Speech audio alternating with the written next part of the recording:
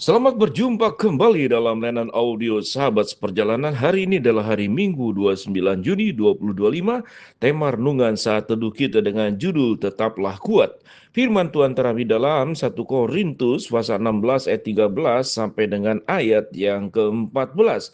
Berjaga-jagalah, berdirilah dengan teguh dalam iman, bersikap beranilah dan tetaplah kuat. Lakukanlah segala pekerjaanmu dalam kasih. Mari kita berdoa. Bapa yang di dalam surga, kami ingin bersyukur untuk tulisan Rasul Paulus kepada jemaat di Korintus pada surat yang pertama, bagaimana di akhir daripada surat itu memberikan salam, semangat dan juga motivasi yang terbaik. Dalam nama Tuhan Yesus kami berdoa, amin. Shalom sahabat perjalanan yang dikasih Tuhan. Bagian firman Tuhan di dalam 1 Korintus pasal yang ke-16 ayat 13 sampai dengan ke-14, sesungguhnya sampai ayat yang ke-24.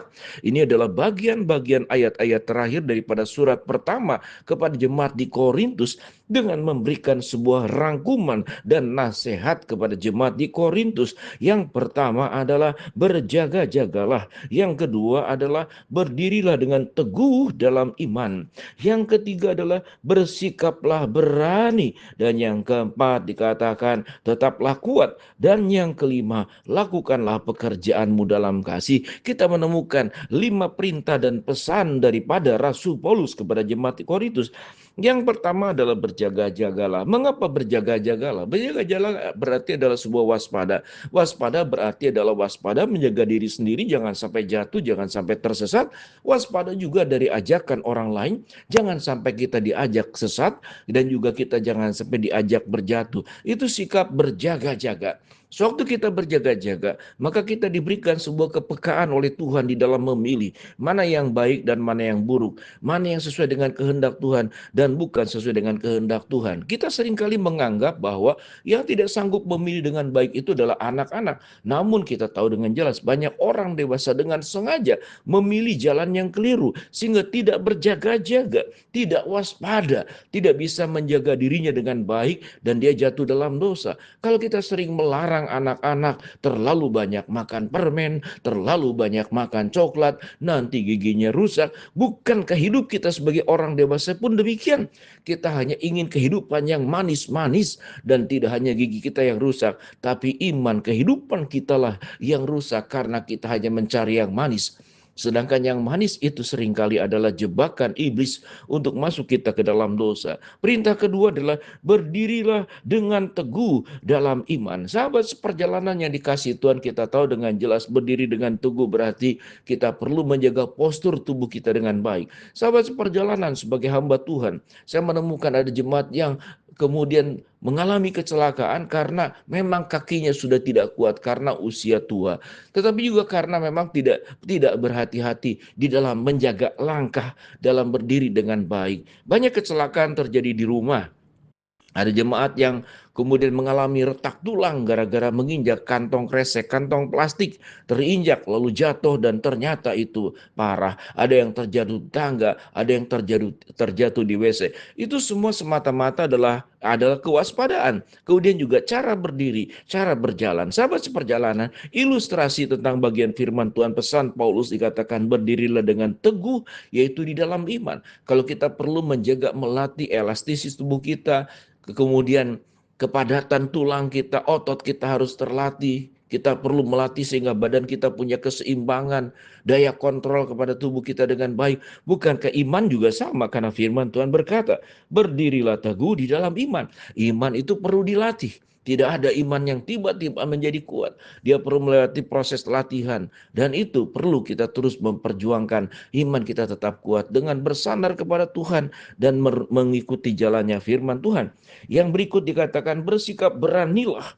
Bersikap beranilah. Tentu kita melihat bahwa banyak aspek yang membuat kita takut, banyak aspek yang membuat kita khawatir, banyak aspek yang membuat hidup ini bimbang di dalam kehidupan, oleh masalah, oleh problem.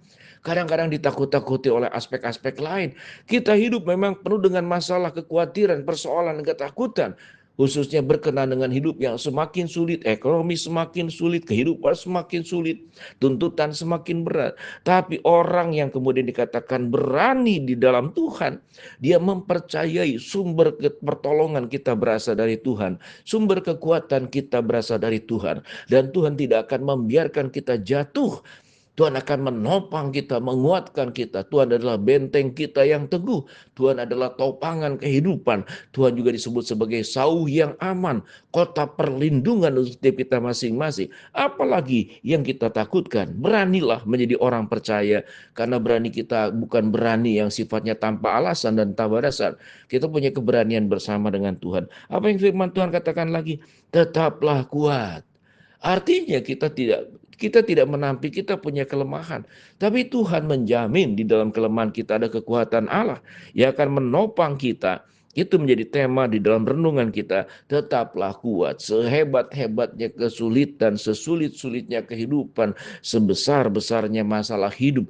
Bukankah Tuhan yang menentukan badai angin ribut? Bukankah Tuhan yang membuka laut teberau menjadi terbelah? Bukankah Tuhan juga yang mengirimkan mana dari surga?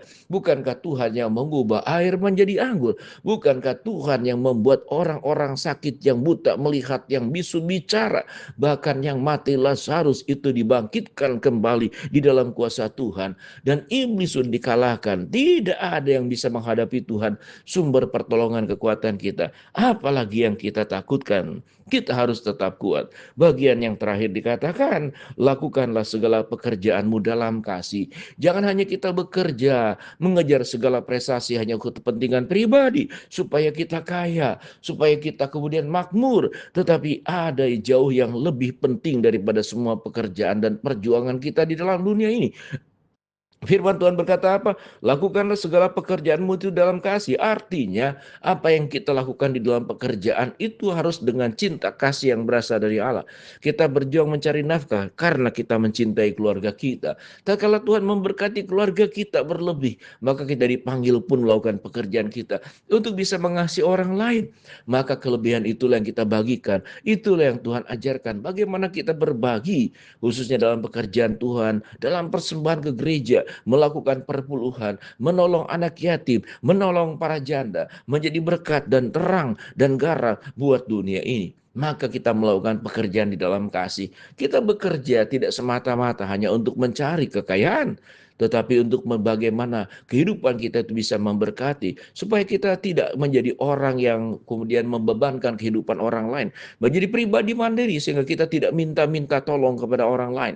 Maka setelah lewat tahapan kita sanggup mandiri, lalu kita punya kelebihan, maka pekerjaan kita bisa menyalurkan di dalam kasih. Kita tahu dengan jelas, jemaat di Korintus adalah jemaat yang suka sekali berbagi berkat, mengasihi jemaat-jemaat lain yang jauh lebih susah dalam kehidupannya.